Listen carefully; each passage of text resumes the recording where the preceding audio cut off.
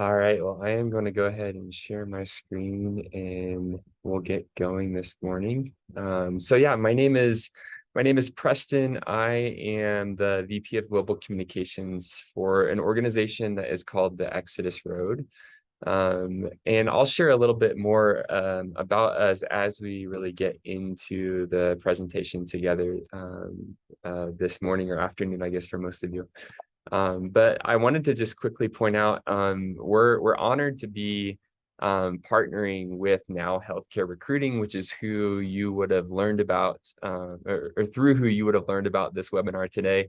Now Healthcare Recruiting is a member of our Free World Business Alliance. So they're a company that has said, hey, we care about the issue of human trafficking and we want to stand with the Exodus Road to help fight it. And so we are just thrilled to be able to join them in this work and also look really intentionally today at the connection between human trafficking and healthcare.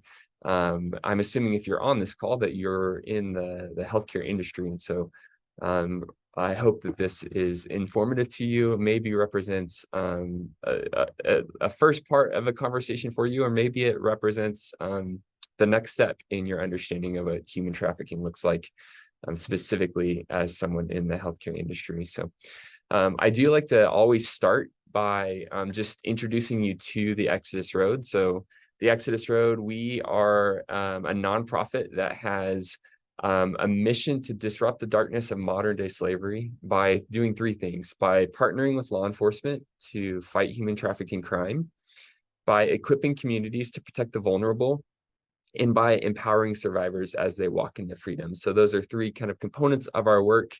You kind of see that here as well. So, we specialize in proving that human trafficking crime is taking place and handing that over to law enforcement so that they have the jurisdiction and the capability to act on behalf of those who are being exploited.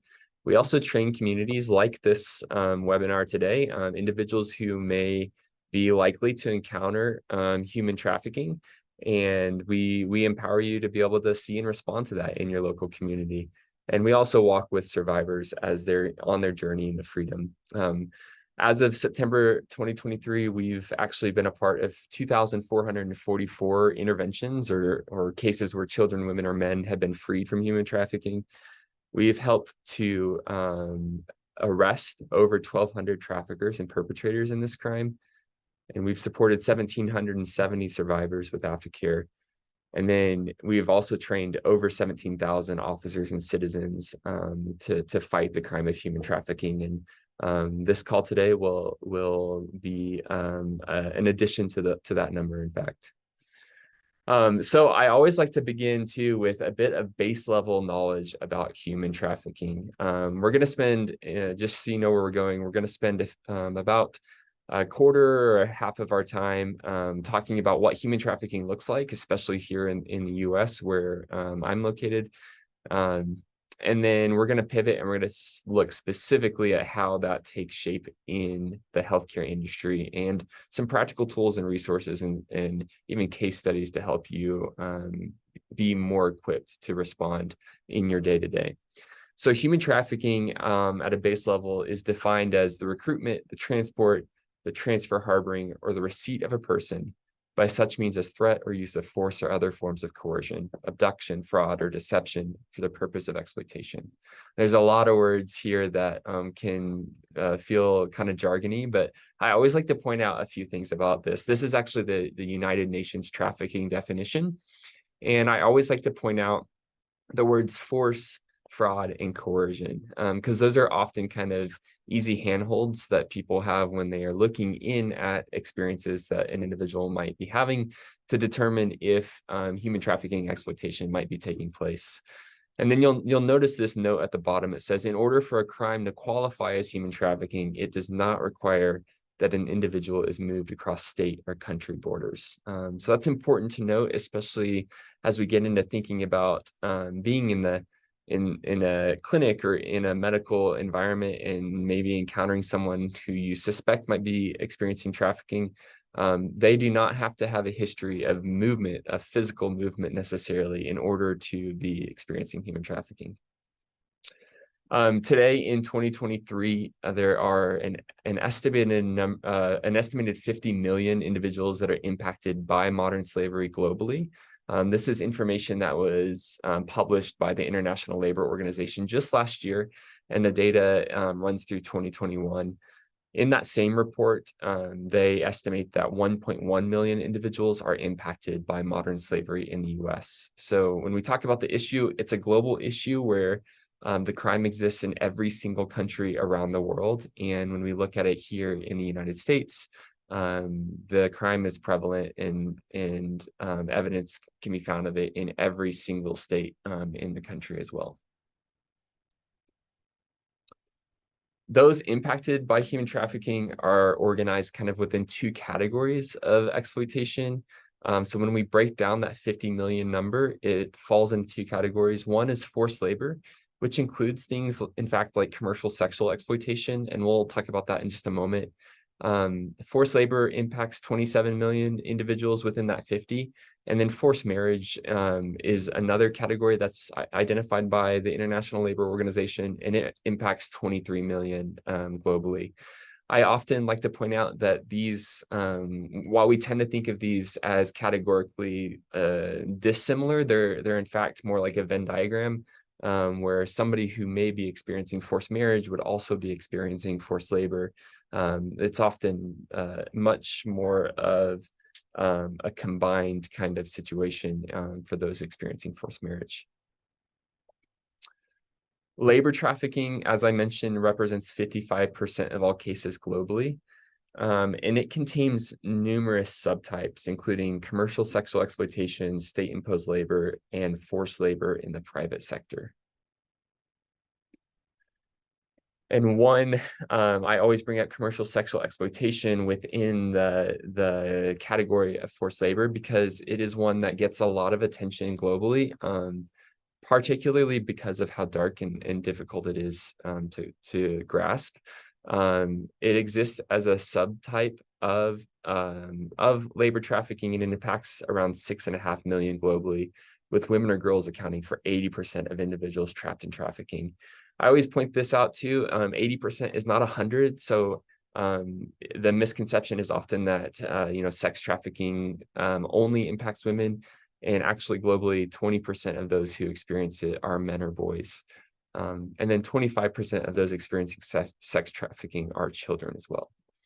I see a question, does forced marriage include child marriage? Yes, it does. Child marriage is one of the more prevalent, even subtypes of forced marriage itself. So that's a great question. Trafficking mechanisms. So, when we think about, how does somebody find themselves in a scenario where they might be vulnerable to or might be experiencing trafficking, there's certain mechanisms or tactics that are employed by people that have predatory desires.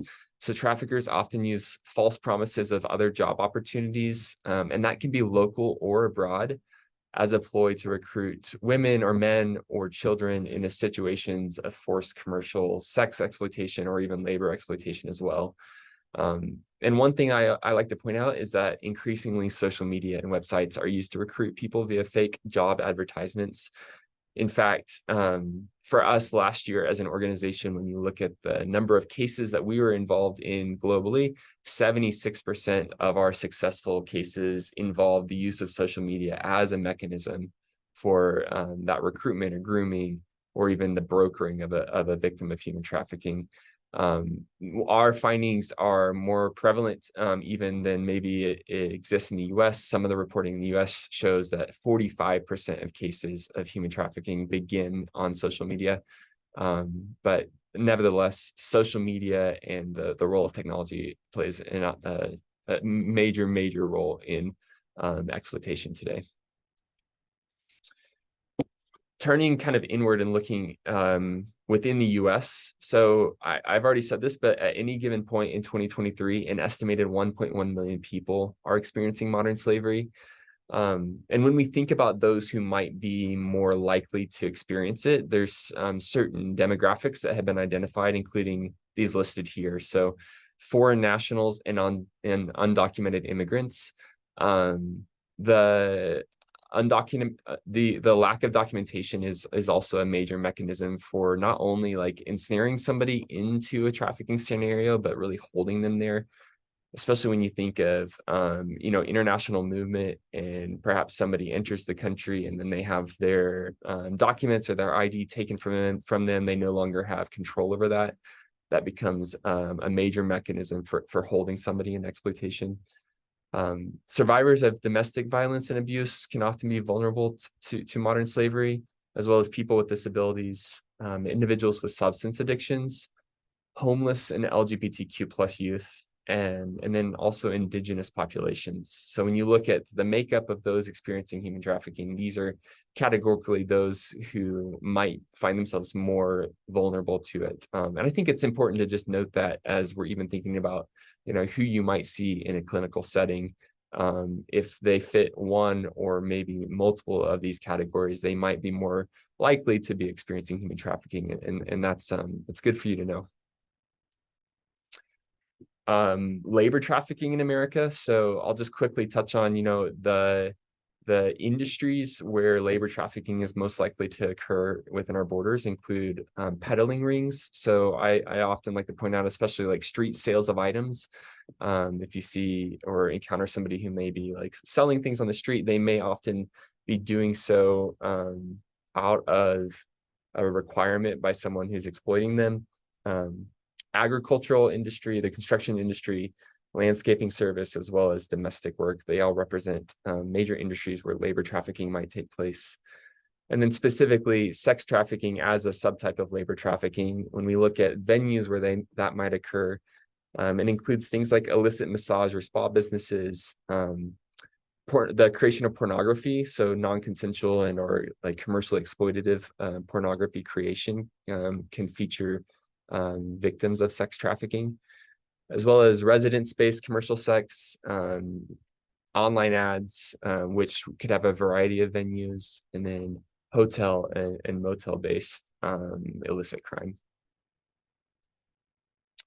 So that's kind of just a quick overview, just to get all of us kind of speaking the same language and having the same kind of base understanding of what human trafficking looks like globally and in the US. Now I want to pivot a little bit and begin to look specifically at what it looks like in healthcare and how you as providers can be more aware and able to respond. So before we jump too far in, I actually want to share with you this video. This is a video from the TEDx stage featuring a woman named Kanani Tichin.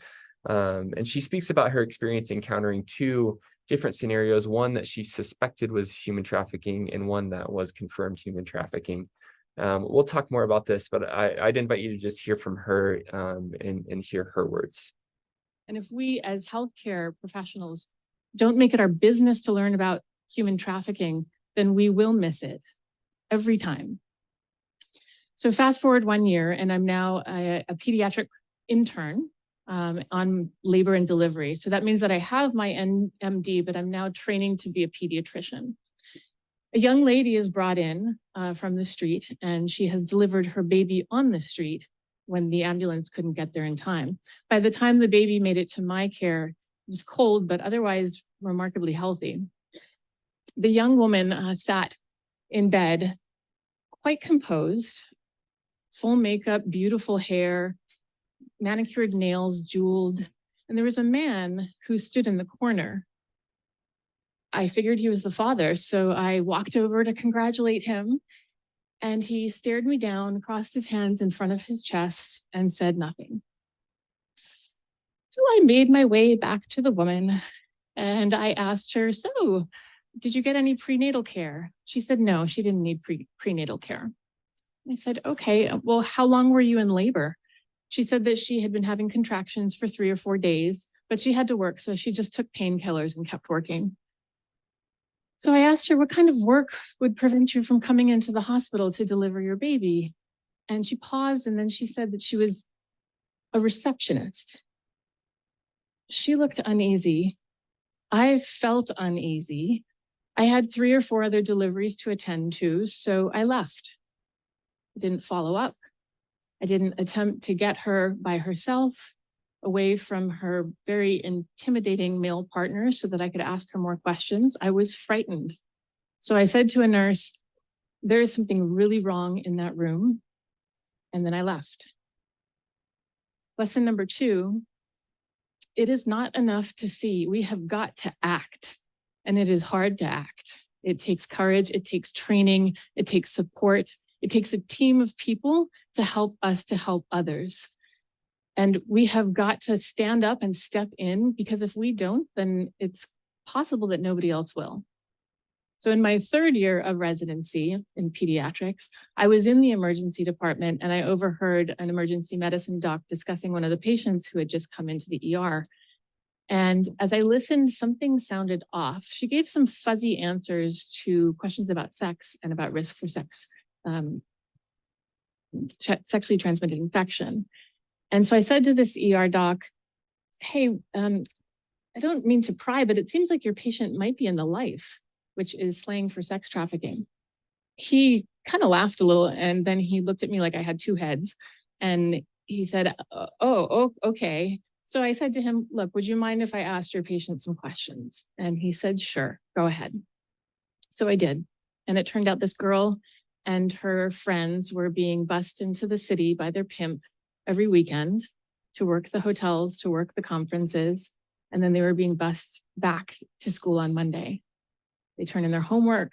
They watch their little brothers and sisters after school until mom gets home. They come to see their doctors, and they're trafficked. This particular girl came into our emergency department with her pimp, who soon fled.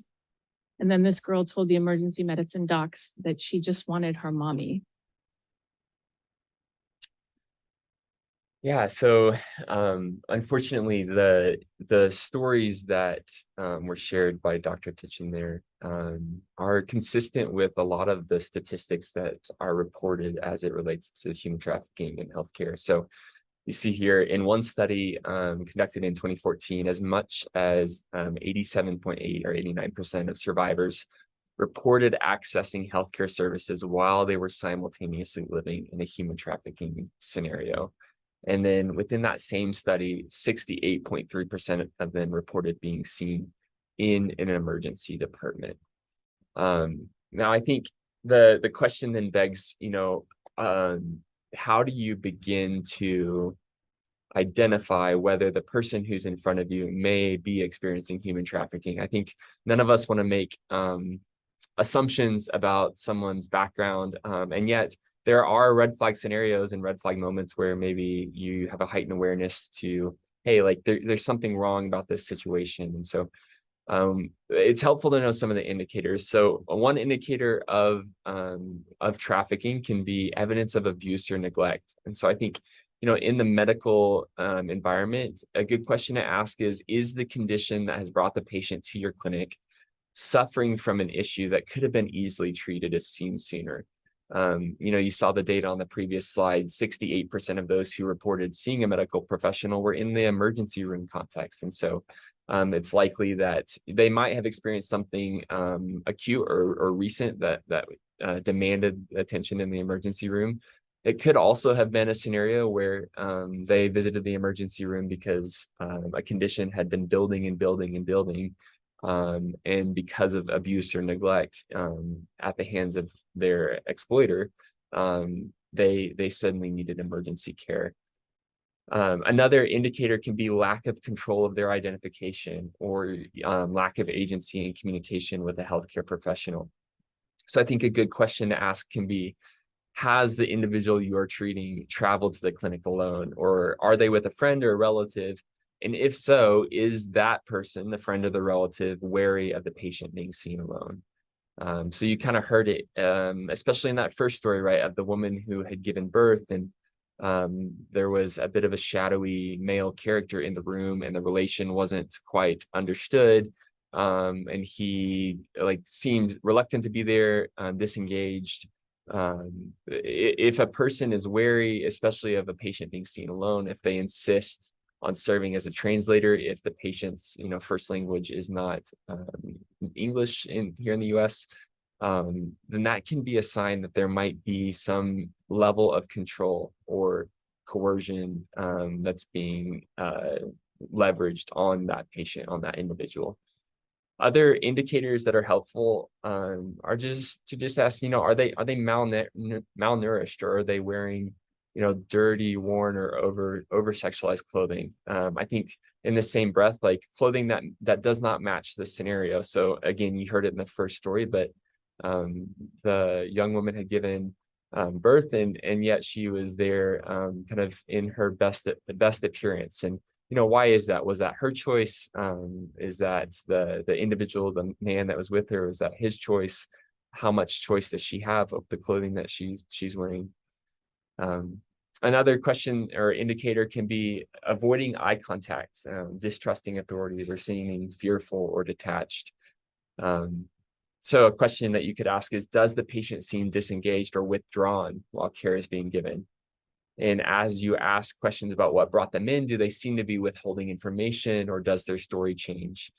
I think it's important to note that any one of these things can be alarming, but it doesn't necessarily mean that somebody is experiencing human trafficking. But as you begin to engage with them, and if you begin to see multiple indicators presenting themselves, especially if those indicators come alongside some of the common vulnerabilities or identification as somebody within a people group that might be more vulnerable to the crime of human trafficking, then it becomes really important to begin to lean in and take action. More indicators. So if they're unable or unwilling to answer questions about employment or their living situation, you can ask, hey, are you free to come and go from your house as you please? Do you owe your employer money? Are you being forced to do anything you don't want to? And then another common one is tattoos or branding marks that may point to ownership or the influence of another person. And common examples, and examples that are seen often, especially amongst sex trafficking victims in the US, are initials or barcodes, even currency symbols, as well as symbols of crowns or symbols of spades. Those can be indicators that someone might be experiencing trafficking. Commonly, those who experience human trafficking may have trouble self-identifying, and this can be for a variety of reasons, but it can include things like they might feel shame or guilt about the activities they're coerced into. Much of the nature of human trafficking crime involves activities that people are not proud to be involved in, and they might have been told that they're participating willfully when the reality is they're actually participating because they're being forced or experiencing fraud. They may fear retaliation from a trafficker.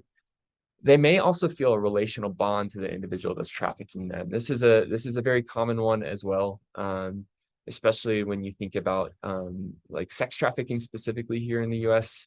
In the majority of cases, a survivor or a victim has a personal connection to the person trafficking them. And that can really make it difficult to identify oneself as a victim of human trafficking. They may fear arrest or deportation. This is especially the case if they've had their documents taken from them. And they may simply just not realize that the circumstance they're experiencing is criminally exploitative. This is another common story that we hear. In fact, I spoke to a survivor this week who had experienced domestic abuse for several years. And in speaking with a victim advocate, she was able to finally understand and identify that, no, actually, like, while it was domestic abuse, the relationship was also criminally exploitative and was commercial sexual exploitation.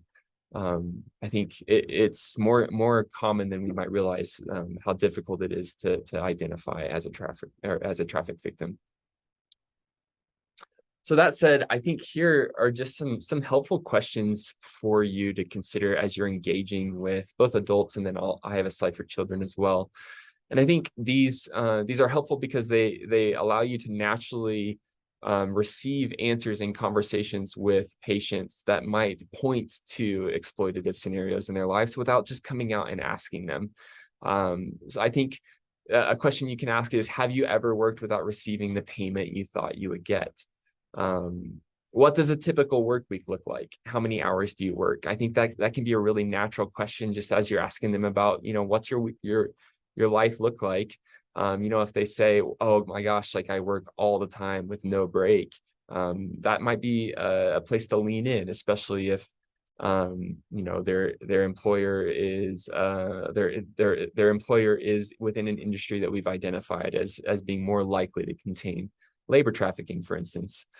What does your diet look like? Are you eating healthy foods and drinking water? I think this is, again, is a really natural question that a patient might expect a healthcare provider to ask them. And if they respond, actually, like, I struggle with food insecurity, or I don't, my employer doesn't give me access to food, I don't get food breaks, I don't get access to water. Those are common things that can point to exploitation. When is the last time you saw a doctor or had medical treatment? And then just more clearly, are you being forced to do anything you don't want to do? And have you been threatened if you try to leave? Those are all helpful questions when you're talking to adults specifically. But then in addition to those questions, here's some questions for you to consider yourself as you're sitting across from a child. So does the child seem well nourished, clean, and dressed appropriately? Does the child hesitate to answer questions related to the chief concern for the visit? Has an adolescent had multiple STIs, pregnancies, or abortions? And then does an adult interpret a child's statements or answer for the child? Those can all be red flags that can point to larger issues kind of below the surface. Now I want to just jump into a case study. So we're gonna look at the story of Rosalia, and then I'll ask you to participate, and you can drop some feedback in the chat. But I'll just read this to start. Rosalia comes to your clinic with severe stomach pain, and a man identifies himself as her brother-in-law and offers to translate for her. He explains that although she has had stomach problems recently, she hasn't been to a doctor because she doesn't have any insurance. As you're interacting with her, Rosalia doesn't make eye contact with you or her brother-in-law. You explain to her brother-in-law that you need to examine each patient privately and invite him to wait in the lobby as you begin to lead Rosalia back to her room. The brother-in-law murmurs something harsh to her, but sits to wait. Through an interpreter, Rosalia tells you that she helps clean her brother-in-law's home and provides childcare for his family. She loves him and his children, but she's stressed because she works nearly 12 hours every day. When she's off, it doesn't feel like it, and she doesn't get to talk to her friends or family often because her brother-in-law scrutinizes every phone bill and insists on supervising her use of the phone. Every indication points to Rosalia suffering from a stomach ulcer. You explain the diagnoses and treatment plan to her, and she's visibly troubled. She explains that she's been to the ER in the past and had received the same diagnosis. Rosalia stopped taking the medication they wrote for her because she had trouble saving up enough money to pay for it. She also wasn't able to make it to the pharmacy without her brother-in-law's assistance. So that said, I think this is where I'd love some participation. You can drop in the chat. What questions can you ask Rosalia? And a tip that I would have is develop questions that are neutral and non-accusatory, because this will invite trust with the patient. So you've heard her story. What are some questions that you can ask her that might give further clarity on, is what she's experiencing something that is consistent with human trafficking?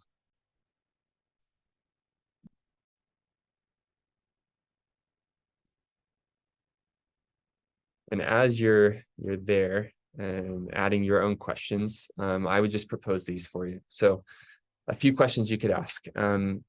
Stomach ulcers are often a sign of prolonged stress, and you seem to work a lot of hours. Would you be able to take a few days off or get out to do something for yourself? Are you able to take adequate breaks, eat, or get good rest every day when you work for the family? If you wanted to stop working for your brother-in-law and get a different job, would you be able to leave?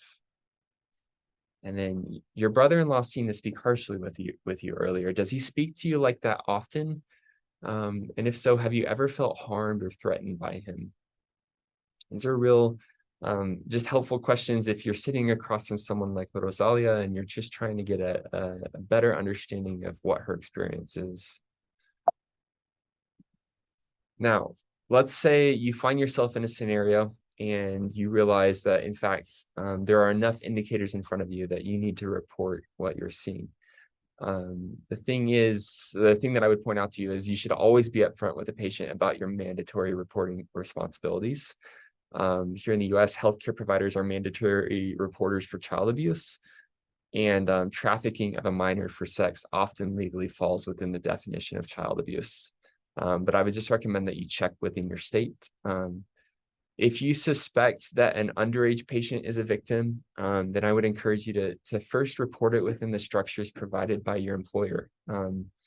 So it might be a good follow-up to this, it might be a good moment to reach out to your employer and just ask them, hey, if you're not clear on it already, like, what are the mechanisms that we have in place for reporting human trafficking crime?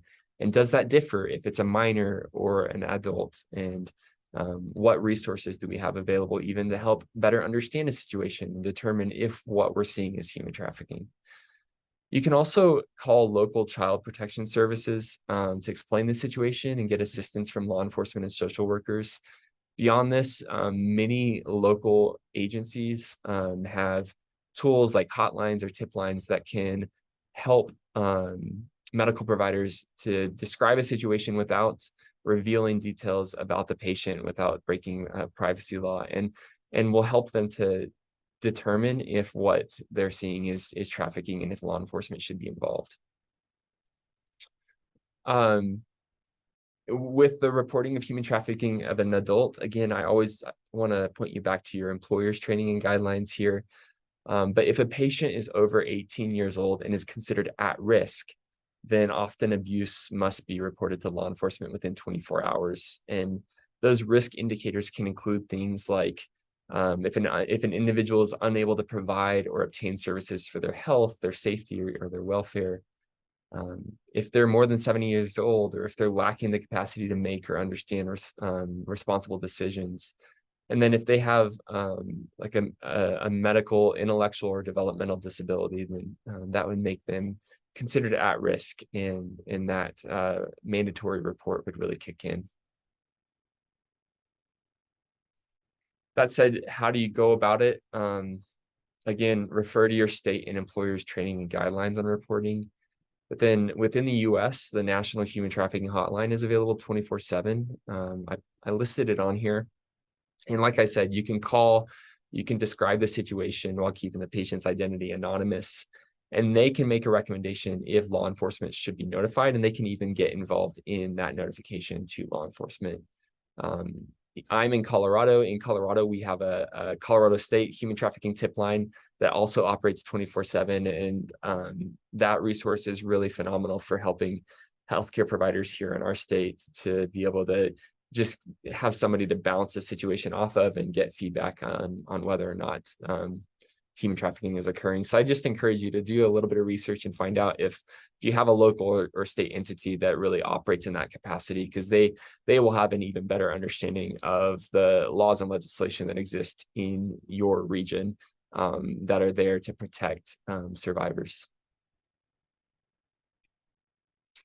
And then just a few last resources, and then I'm going to switch to questions. So if you're looking for industry-specific resources about human trafficking, the first thing I'd point out is here in the center, it's the Human Trafficking Guidebook on Identification, Assessment, and Response in the Healthcare Setting. It's a phenomenal resource that was put out by the Massachusetts General Hospital. It's free. If you search this on any kind of search engine, you'll find a PDF, and it's a great resource to read and become familiar with. Another resource is the Q Word podcast, which is a podcast specifically for nurses and medical professionals, and they have multiple episodes that center around the topic of human trafficking in the clinical environment. And then the Laboratory to Combat Human Trafficking, their website is here. They have lots of great articles and resources. I'd also just point you to the Exodus Road, my organization. We have quite a few blogs, videos, and podcasts that talk more generally about the issue of human trafficking, and not quite as much about specific to the healthcare industry, but more generally about what it looks like in the US and around the globe. And you can find us online there at theexodusroad.com. Last note, and then we'll switch to questions. So I always like to say this to medical providers. Providing care for traumatized patients can result in secondary or shared traumatization. So in order to work effectively with patients, you should attempt to understand your own trauma triggers and develop self-care practices that will support and nurture your own well-being. And then relatedly, you kind of heard this in the video. It can be tempting to play the game of what if I had done XYZ? And so even as we've been talking, you may find yourself recalling various scenarios and wondering if a patient that you had sat across from was experiencing human trafficking. And I just want to encourage you to be generous with compassion and understanding for yourself as you're on this journey of knowledge of human trafficking indicators. Because yeah, it's something where each one of us, as prevalent as this issue is, everyone has the capacity to engage with someone who might be experiencing human trafficking, and we're all on a journey of better understanding and better being able to respond when we may encounter it. So that said, we're about 40 minutes in. I just want to open it up for a bit of questions and answers. If you have any questions, feel free to drop them in the Q&A, and we'll hang on for about another 5 minutes and then send you out on your way. But yeah, feel free to drop questions into the Q&A section.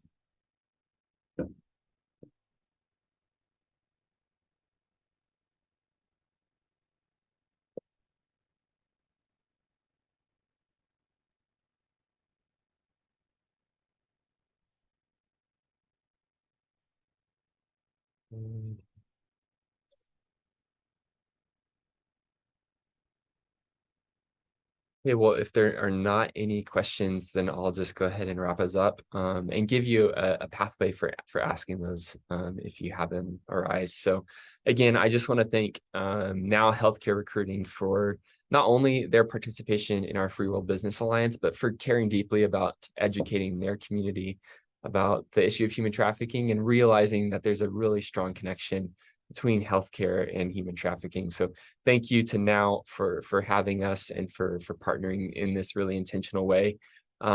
If you want to learn more about the Exodus Road, we have a newsletter that we send out with high quality educational resources. We also have a list that we send that just updates people when we are involved in successful rescues.